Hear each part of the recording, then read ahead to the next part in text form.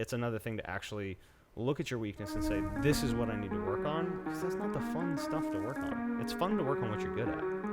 It's not fun to sit there and, you know, struggle with stuff. But that's where all the growth is.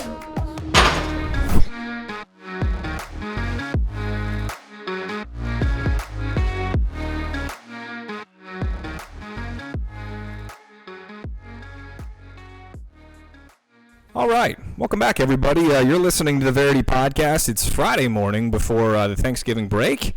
I get to go back to Michigan. I'm actually really looking forward to that. That's in 2 days. Yeah, that's going to be good. And we get to be there for a whole week, which is going to be super fun. Coach Monroe is with me, as always. Monroe, what's going on, man? Just also getting ready for Thanksgiving. I got to bake a turkey.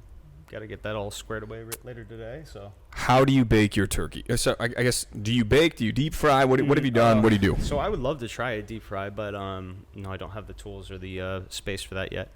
But no, I bake. This would be my 4th year baking a turkey, and I've done it differently every year. So I followed basically the Tasty videos. Shout out Tasty, they're great. But yeah, followed their Thanksgiving turkey recipe.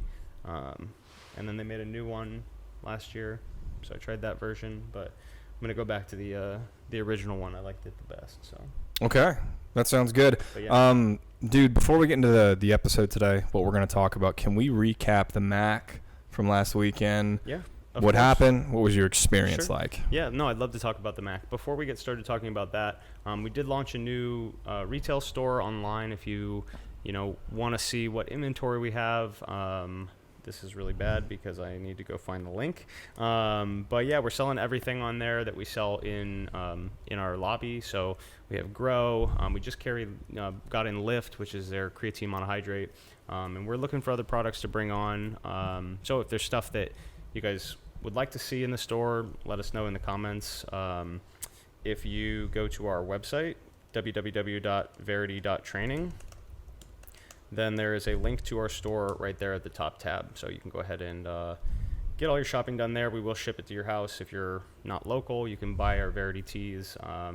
The Verity tees are very nice. Thank you. I have probably about 10 of them at this point. And I'm looking at the ones on the wall. The red one in particular, that red heather, that's a good looking t-shirt there. Yeah, I like that one a lot. My wife does a good job with those. So Yeah, she definitely does. All right, dude, talk to us about the MAC. What happened? So quite an experience. Very, very well run competition. Good. One of the best events that I've seen. Super professional. It was a Rogue sponsored event. It was a CrossFit sponsored event. So wow.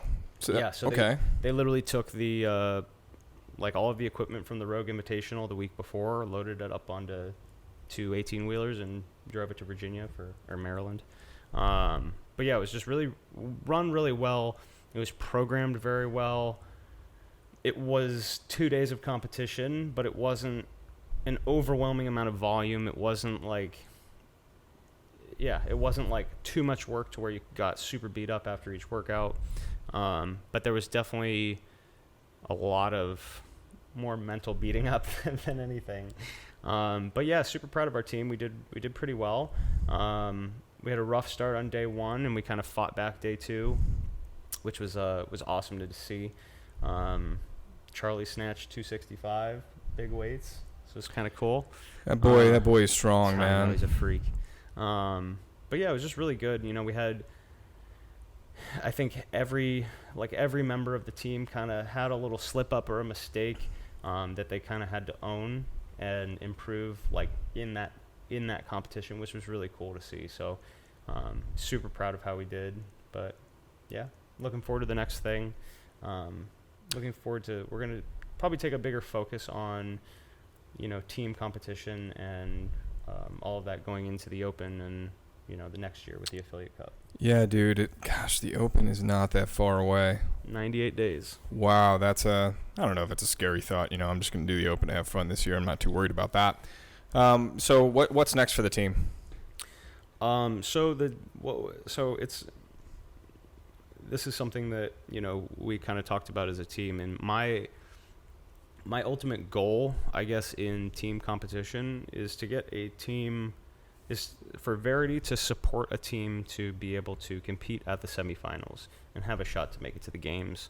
And I think that's a really cool thing. But I also have kind of, after talking to different people this weekend, I recognize that it's a bigger thing than like me or the select few people, that are here now. So it's more, the gym, the gym is a team, not, me and Charlie or me and Kenta or whoever is signed up for whatever specific event. Right. And so I'm looking forward to being able to really encourage people who want to take CrossFit in a team setting more seriously, give them the avenue to do that, and be able to throw around this worm more often than, once every, 6 months or so.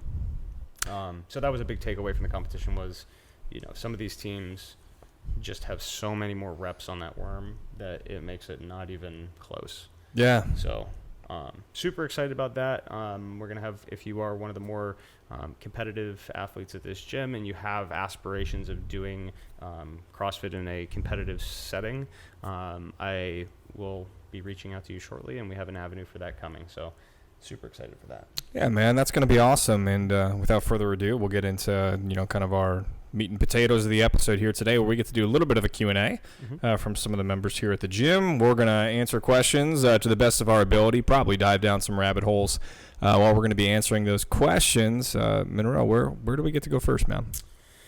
So we asked on Facebook. Let's just start from the top. So we had a question from Jem, one of our members. She's looking for advice on ring dips and pegboard and how to start and what to look for to practice them. You go first. Yeah, I would have to ask some questions, right? Yep. So like where is her benchmark for both, upper body pushing strength and upper body pulling strength as far as that goes? Let's start with the ring dip, because I'm probably more accustomed to that than the pegboard. The ring dip, does she have a strict dip? If she doesn't have that, can she do something on a Matador? Just kind of where to go from there. So it would be good to get a good baseline for that. And then, I don't know. I would do some sort of a skill-related session, or maybe a couple times a week, maybe even once a week. It's where you're going to be working on that skill. And if you practice that skill over time, you're going to be able to do that thing, right? For sure. Do you know that more deeply? Is she looking for like a strict ring dip? Does she want to be able to do them in a workout? So it doesn't really say. I think when most people ask about movements, or they want to acquire a certain movement, it's because they saw it in a workout and got stopped by it. Yeah. Or saw it in a workout and had to modify it to a different movement. Okay, so let's take it this way, right? Working on skills in particular, and both those things are skills, right? The double under is a skill. The pull up. Sorry, go ahead. So yeah, yes, I'd agree. I think I like where you went in the beginning, because I think there is, especially when we're talking about ring dip, I think there's a lot of requisite strength building. Right. And I like that you mentioned the Matador, because I think that's something that we don't pull out too often, especially when you see ring dip. People are like, oh, I got to do it on the rings. But I think that's a great, before going on to an unstable environment, making sure that you can build the strength on a stable apparatus first. So, how often do you do Matador dips versus ring dips? Almost never now, but if you go back to my traditional bodybuilding days, that's all I did. Right. We didn't call it a Matador, but it was, I don't know, the dip machine, whatever you want to call it. Dip bars. And that really laid a good foundation to be able to do that. Anyway, so I agree with you on the requisite strength. That's true of anything, right? Pull-ups, dips, anything like that. But if you're looking, let's say you have the requisite strength and you're looking to get better at that skill within a workout, we talked about this in depth a lot.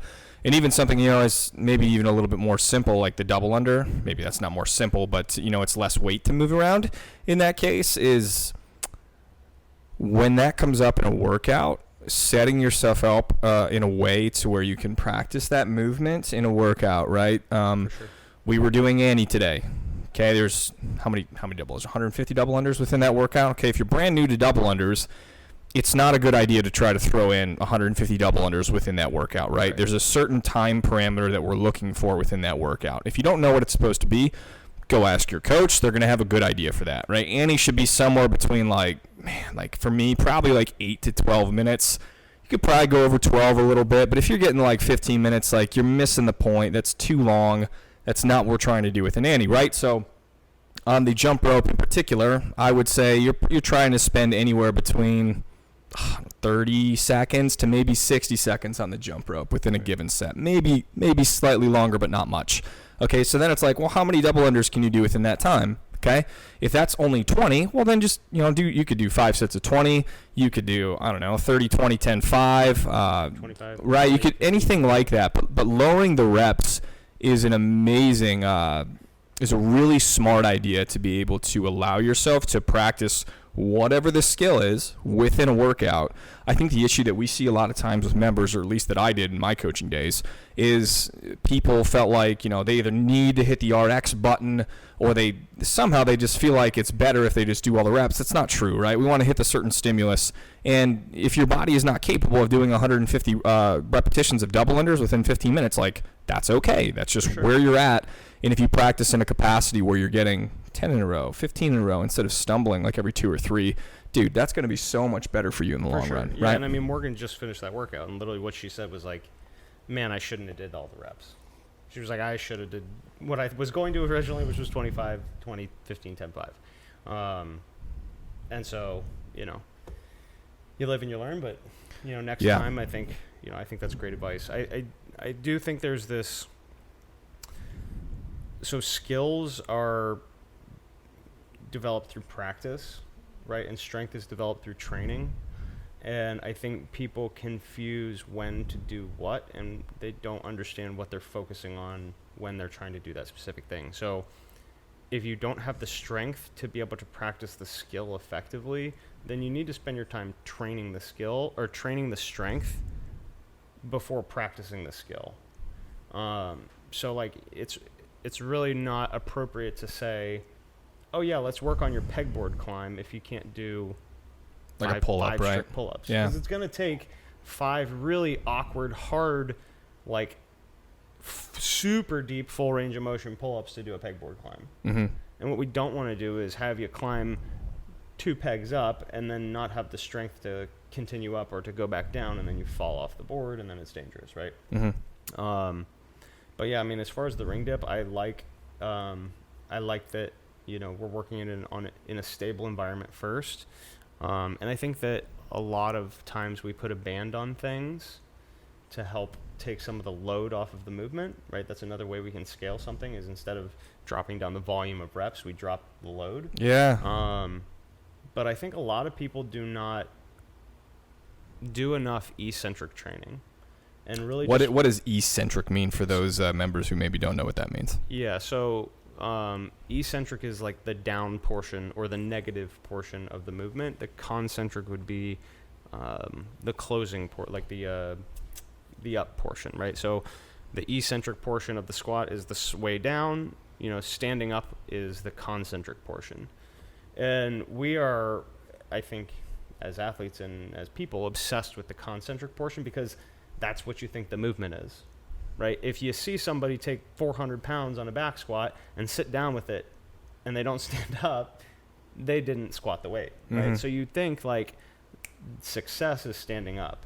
But you can build so much more strength in the eccentric if you take your time and you slow those reps down. So instead of, especially for a ring dip, instead of rushing over and grabbing a band and throwing it in between the rings, working an unstable surface, maybe first get on the matador and go down as slowly as you can and don't push back up, and then go back to the top and do like 5 seconds down.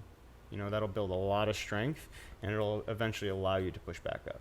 So I like it, man. So a couple different areas to go here, guys. Let's assume you don't have the requisite strength to be able to do a ring dip, right? Now I would say we're doing several on the matador at that point. You can definitely control it on the eccentric portion of that, right? Something that you could do during the week 2 times after your classes. You're going to do 3 sets of 6 to 10 reps of the eccentric movement, right? You're going to jump up to the top of the rings. You're going to lower yourself down as slowly and as controlled as possible. Yep. And that's it. That's going to help you build that stuff, right? Say that you do have the requisite strength to be able to do the ring dip in that capacity, and you want to be able to do more within a workout, but you're kind of working on the volume aspect of that. Say that we do the workout, I don't know, JT is what comes to mind. It's probably not the best example, right? But 21-15-9, where it's going to have 21-15-9 of ring dips in there. Instead of doing 21, then 15, then 9, you could do 9-6-3, right? Lower the repetitions and be okay with scaling that. It's not a weakness, and that's going to allow you to get a lot better, a lot faster, in all honesty. Yeah. And that is, I was talking to somebody about that this morning. We were squatting, and he kind of looked at me like, "Why are you doing 135? Why are you doing Aren't you it stronger like than that?" Yeah, exactly. And it's like, sure. Am I stronger than that? Sure. But like, if I want to, like, strength is not just, putting in more volume on the specific movement. It's a lot of these compound movements, these bigger movements, things that we do here are very nuanced in, where the flaws are and where the errors are and where the mobility restrictions are. And at least personally, I found that your body will get the job done, which is a good thing, but it's also a really bad thing in the long run, right? So, this is going back to the ring dip, why I think it's an awesome idea to start on the Matador, because you need to be able to, have a good pattern before, really complicating the movement or making it unstable or, trying to do a huge volume of them. You need to be able to really be perfect with the movement before we really try to build a lot of strength in it.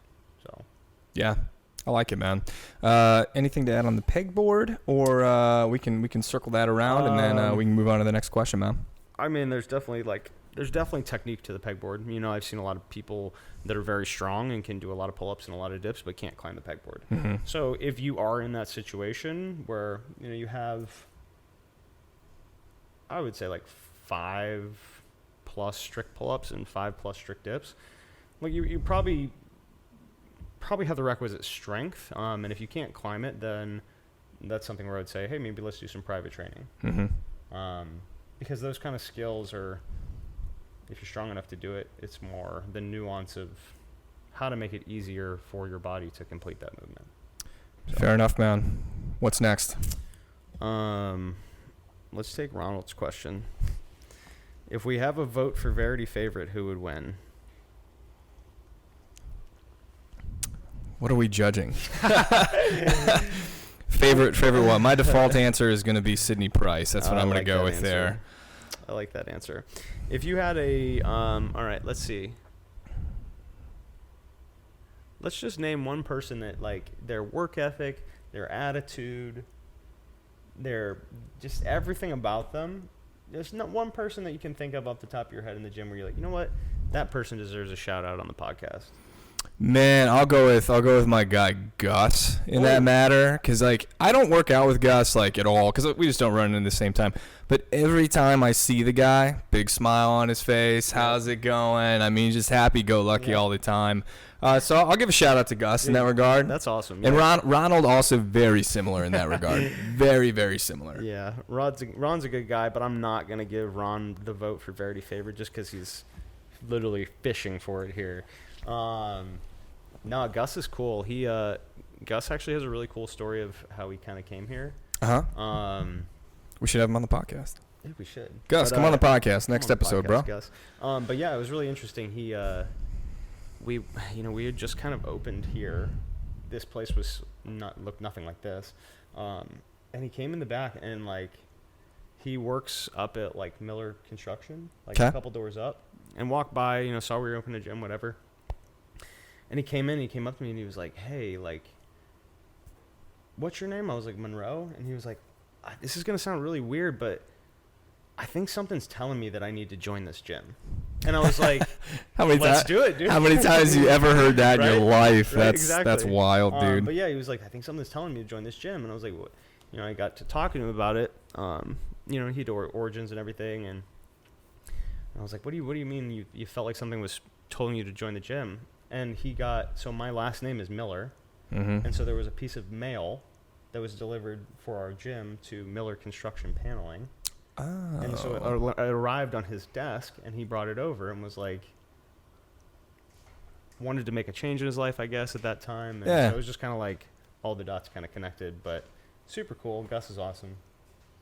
He was actually our longest traveling member, too. He lived in West Virginia and was traveling like an hour and a half to come here. Holy smokes. No excuses on commute then, guys. All right. That's awesome, man. Do you have to answer this question? Or are we going to go on to the next question?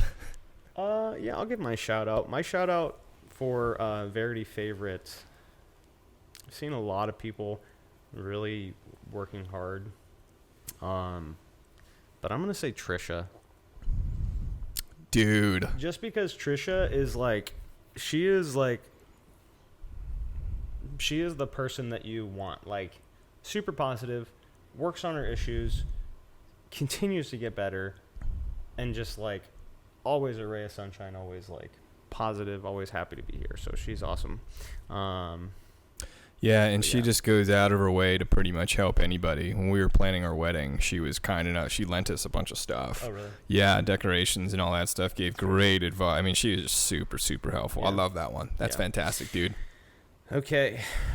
Aaron Kunk. Aaron asks, building muscle versus strength. Where is the overlap and how are they different? Why don't you take this one? Okay.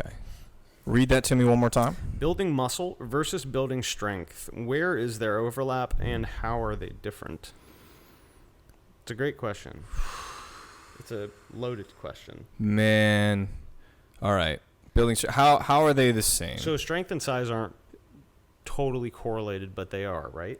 Right. So this is what I would say, right? Typically somebody who's going to somebody who can bench press 300 pounds is typically going to have a bigger chest than somebody who can bench 225. I'm going to say that like in general. Okay. I'm not going to say that's going to be all the time. Okay. Right. So I think it's correlated kind of in that way. But like when we try to get into like elements of like hypertrophy versus just like pure strength, it really is different. I'm not going to pretend like I'm an expert on that. I understand like some of the concepts with that, and like for hypertrophy related stuff, it really kind of comes down to like some time under tension stuff, where you really want to be underneath the barbell, the dumbbell, whatever it's going to be for like 60 to 90 seconds, as opposed to just doing like 1 rep max on the bench, right? So I don't want to give it off like I know exactly what I'm talking about in that capacity. But if we're talking about, building muscle versus strength in like CrossFit related to, hypertrophy related training, it's way different. And you can kind of do both, right? But if you're looking to be, I don't know, look like Arnold Schwarzenegger or, Jeff Side, somebody like that, for guys, I don't know if CrossFit's going to get you there. And genetics play a huge part into that too. And that, correct. Yeah, absolutely. When I'm talking about those two previous guys. What do you think, man? So I think that genetics definitely plays a role in your propensity to be able to build muscle. Mm-hmm. People talk about like endomorph, ectomorph, all that. Yeah. So I definitely think that plays into it. And, when I did the PN course, one thing that they really harp on with genetics is that you cannot change your genes, but you can change the way your genes are expressed. So if your whole family is skinny as a beanpole, your ability to build giant biceps is not going to be as easy. It's like me. Yeah. So I mean, look at your parents, look at your aunts and uncles, look at your relatives. And, right. There's a reason that the Vikings are like known as beefy, strong people. Mm-hmm. So I think that genetics definitely plays into it, but exactly what you said. You can change the way your genes are expressed. And when we're talking about building muscle from a like size perspective and the way it looks, you're going to want to be doing more hypertrophy training, like what he was saying, which we're talking lighter loads. We're talking 8 to 12 reps range. We're talking about like kind of more feeling the pump of it rather than trying to exert force or produce force, right? Yeah. So strength, strength is a much more, again, nuanced topic. So I had a question that came, via text, not on here. But she was asking like about the snatch, and she was like, hey, I need to do more pulls because I want to get stronger in the snatch. And it's like, well, it doesn't really work like that. She wanted to do like snatch pulls? Yeah. Okay. So, and when we talk about strength, a lot of this is like a coaching conversation. Like, okay, well, stronger how? Do you want to be stronger in the squat? Do you want to be stronger in the deadlift? Do you want to be stronger in the snatch, clean, and jerk? Do you want to be stronger in a Metcon so those heavier barbells don't feel as heavy? Because I think those are 3 different ways of expressing strength. So powerlifting is like the sport of force production, right? So you're trying to produce as much force as you can onto an object, right? In the squat or the deadlift, you're trying to push as much force through the ground to pull the bar off the ground as you can. Olympic lifting is a little bit different, in that Olympic lifting is the sport of it's about the rate of force production, not about maximal force production. So it doesn't matter how hard you can pull the bar off the floor if you can't accelerate it. Mm-hmm. And so, a lot of the strongest people struggle with Olympic lifting because they don't know how to produce force over time, and instead they can just push hard, but they don't know how to build that and increase that force production over time. So that's, just doing more deadlifts or just doing more squats sure may get your raw strength and your raw ability to move a weight better, but it's not necessarily going to carry over to you snatching or cleaning more. We look at Toshiki Senpai. He's like awesome Japanese dude. He has one of the biggest squats of anybody out there. This dude front squats like 600, 700 pounds. That's ridiculous, man. But he's not the best Ollie lifter. Like he's not, he's one of the best, but he's not beating everybody. Right. So I think it's a little bit different. And again, it goes back to a coaching conversation. Like, and if you have these goals that are more, I would want to know what's the goal in building muscle versus building strength. Are you trying to look a certain way, or are you trying to do a certain thing? Mm-hmm. And that's kind of what you said. Like, if you're trying to look a certain way, maybe CrossFit isn't quite for you.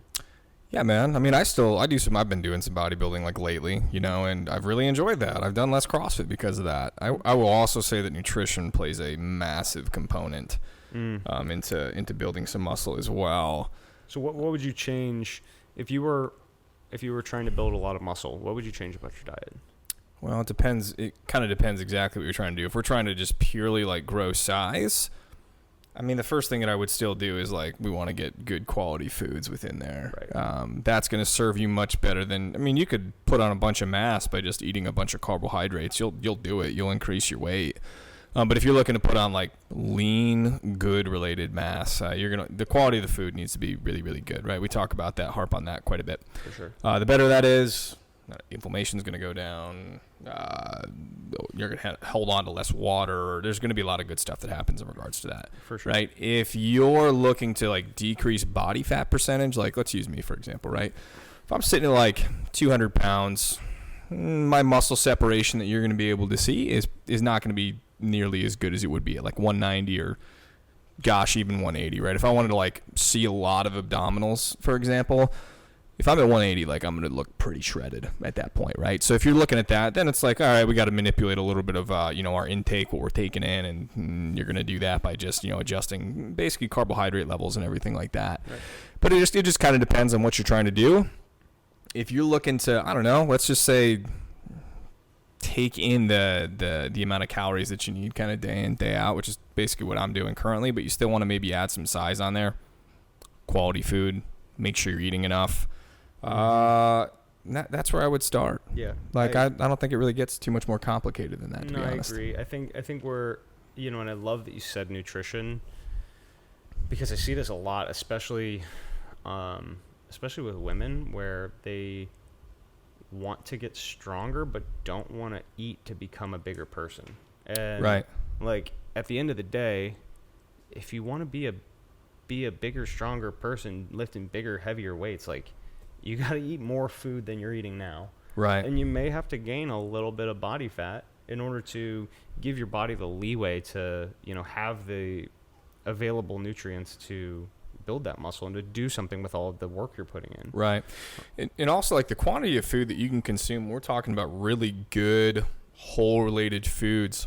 Is a lot. It's going to be a lot because, like, the calorie count when you start eating foods like that and the density of that food, it is so much easier to, consume, I don't know, 2,000 calories of, bread, pasta, protein powder, whatever that's going to be versus, lean meats, fish, veggies, all that. It just doesn't add up nearly as much. So you might feel like, I don't know, you're over consuming or whatever it is, but the reality behind it is you're giving your body like really, really great fuel to be able to use. And when you want to also produce like lean mass, right? When we talk about building muscle that like looks really good, protein is the stuff that you're going to want to eat with that. And if you can get that from organic related sources, like I supplement with protein too, right? But if you cannot do that and basically get that from, again, lean meats, fish, vegetables, I don't know, Brussels sprouts, edamame, like whatever that's going to be on the vegetable side. I'm not too in depth as to what that is. That's going to serve you a lot better though in the long run. No, I definitely agree. And prioritizing protein is really important. That's something that I've struggled with. And, even on, like, exactly what you said, like, I got to a point where I feel like I was too lean a few weeks ago. And that's just because, like, I really improved the quality of the food I was eating. And that was more, Morgan was, wanting to lose weight. And so we started to kind of clean up the choices that we were making about what types of food we were having for dinner and that kind of stuff. And, both of us obviously lost weight, but it got, for me, where I was like, too much, right? Yeah, like, yeah, too much. The volume that I was doing, and that's like I also see people don't adjust their diet when they start to add more volume in. And then, you get to a point where they're like, oh, well, I'm not gaining strength, so let me add a strength program on top. And then they don't additionally add more food to the system, and then they end up hurt, and then they're like, oh, my shoulder's bugging me because I'm doing this strength program to try and get stronger, but now I'm hurt. And it's just like, and then they can't do anything, and then they gain weight because their activity dropped because they got hurt. So it's like, well, we say this a lot, right? Nutrition is the foundation. For sure. It is. And it is even more so like outside of the realm of I'm trying to build muscle, do on that stuff. Like for longevity of health, what you're putting into your body is going to help you, right? Yep. And it's a massively important part to that, and it's really hard kind of in America. Sugar tastes extremely good, right? Yep. And having the ability to kind of say no to that stuff, or even like where sugar hides, right? Sydney's been trying to do a lot, she's been trying to reduce the amount of sugar that she's been intaking lately. And, there's stuff, aspartame, I'm trying to think of other ways that sugar hides where it's not counted as a calorie, but the glycemic effect and the effect that it has on insulin is the exact same. I don't know how in the world companies kind of get away with that, or how the FDA regulates that, but it's bullshit. Yep. And just because it says 0 calories, 0 sugar, you got to look at the label typically, right? And I'm going really deep into the weeds here. I'll finish my thought. But if you see something and it has, I don't know, probably more than 5 ingredients in it, probably not the best choice, right? And I don't want to say that was an absolute or something, but there's a lot of stuff that hides kind of in regards to that. Sure. But nutrition is it's a massive component to whatever you're trying to accomplish within the fitness realm. And in America, it's hard because I love good food. I like sugar. Ice cream's great, but for the longevity of my health, my joints, I'm 30 now. I'm not a young buck anymore. I want to be able to play with, my grandkids, kids, all that stuff. I want to be able to, I don't know, get up and down from couch to toilet when I'm 90 years old and not have any help. And if I'm fueling myself better now, it's going to serve me better in years to come, right? For sure. And bad food or less desirable choices for food are way easier to come by than good choices for food. Yeah. And there's a lot of, we say this a lot of people don't lack motivation, they lack discipline. Right. A lot of it just, it sucks to take an hour to think about, trying to prep some chicken or trying to have something pulled out for dinner, and we, that's become a habit for us, first thing in the morning, go in the freezer and pull out, thing of chicken, thing of ground beef, thing of steak, whatever it is. Yeah. And then, now that we have it thawed out on the counter, it's like, well, I'm not going to go buy something and just let this Your chicken that I already paid pocketbook will for. thank you in the long term too, Yeah, right? for sure. Let's pause there real quick. I got to switch some batteries around, and then we'll get into the next question. Cool. All right, you guys. So last question here, and then we're gonna round it out. Monroe, what would you, if you could go back in time and talk to Monroe of 10 years ago, and if I could talk to, Brandon of December 2016, what advice would you give yourself back then to increase, I don't know, your performance in CrossFit or accomplish whatever you're trying to accomplish as fast as possible? I would say don't avoid your weaknesses, and don't put Band-Aids on things. Like I think a lot I wanted to be able to do something and didn't do it in the right way. And then years later I had to kind of correct that.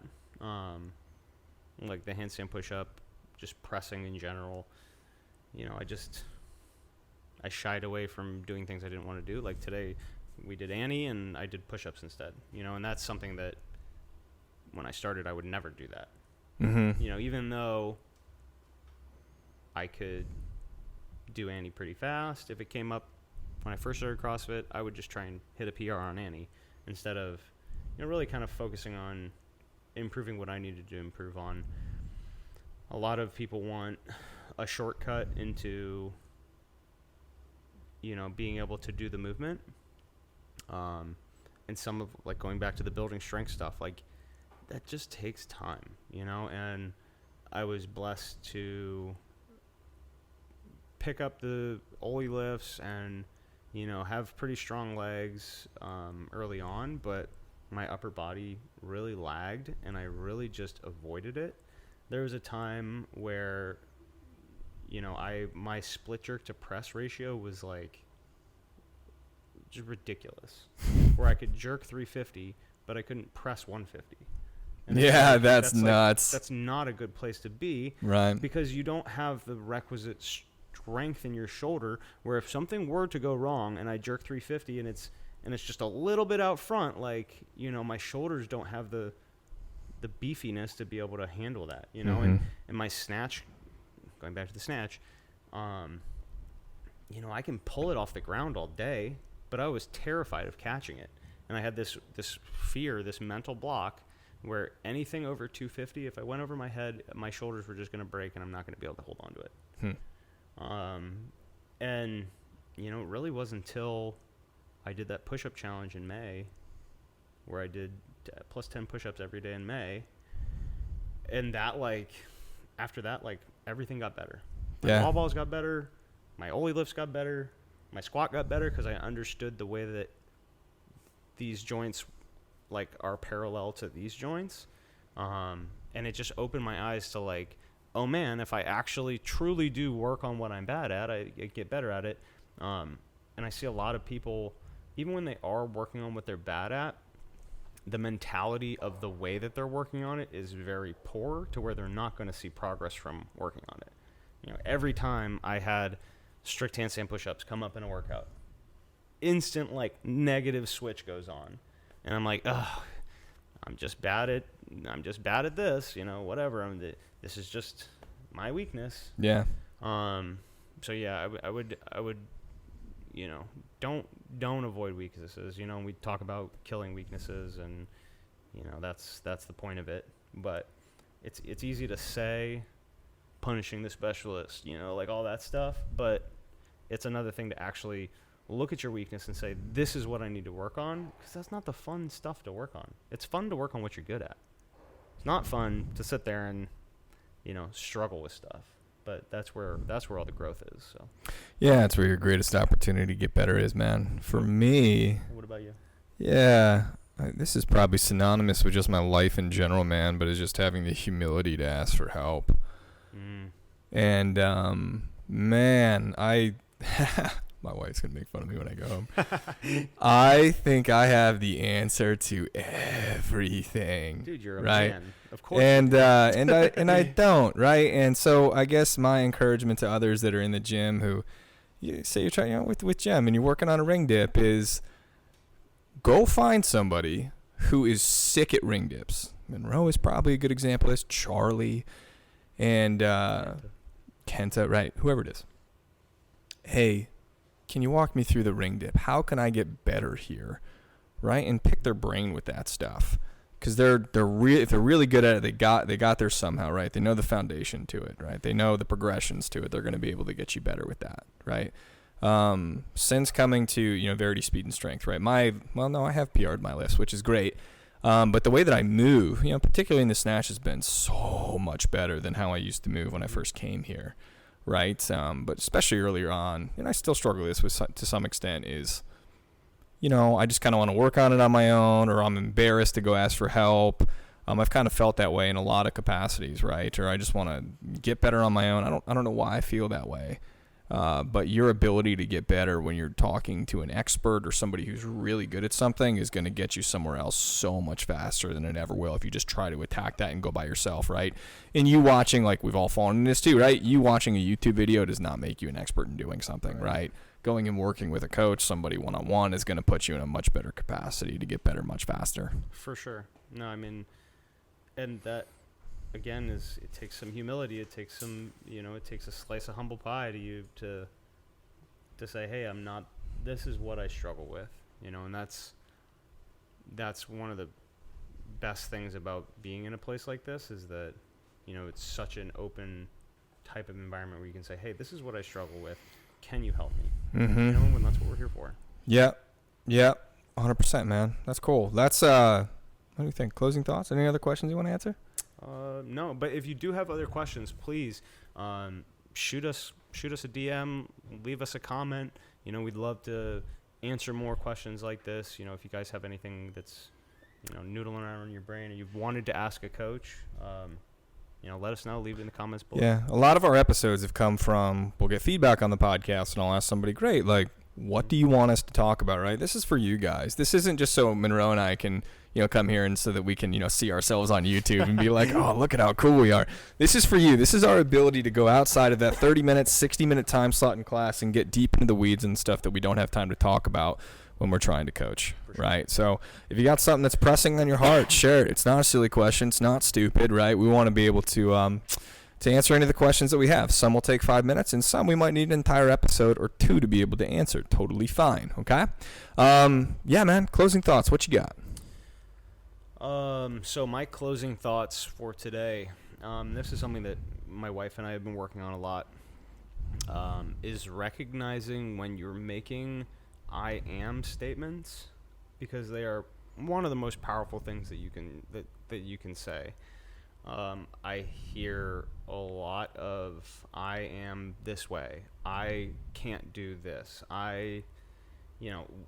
Whenever you're speaking those words over yourself, that is so confirming to your soul about what the truth is. So if you struggle with, I don't know, handstand push-ups, any conversation that comes up where you're like, yeah, I'm just not good at, like, you need to stop yourself, because you are saying, I am not good at this. I am this way. And you are literally saying the type of person that you are. And in order to be able to do those things and to be good at something, you have to believe within yourself that you are the type of person that does that. I am the type of person that does ring muscle ups. And until you can say that within yourself, and sometimes you got to fake it till you make it, but until you can believe that, then you'll be able to do your ring muscle up. Yeah. You truly understand. But I've been working a lot with personal finance and stuff like that. We don't say the P word anymore. And the other day, it slipped out of my mouth, and Morgan was like, we don't say the P word. And, it's like, that's something where it's like, speaking those words over yourself is very important and very impactful. So just be careful about when you say I am blah blah blah blah blah. Yeah. For me, I'll go back to the asking for help situation. I'm going to take an example out of my personal life though, because in the past I would not do this. This is also on a personal finance related note, right?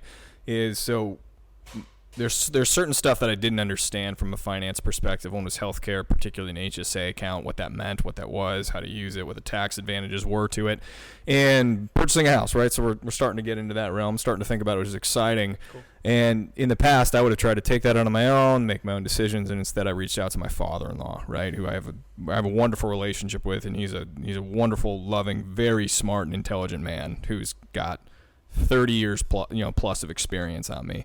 And I've sat down with him on half a dozen times going over those two different things, right? And having the ability to ask him those questions is one, just put me in a much better, more confident position to make the financial decisions that I wanted to make, right? Mm-hmm. And the amount of education that I've gotten has just been fantastic, right? But that was also going, to my father-in-law, which, I want to also make him feel like his baby girl is being taken care of, right? I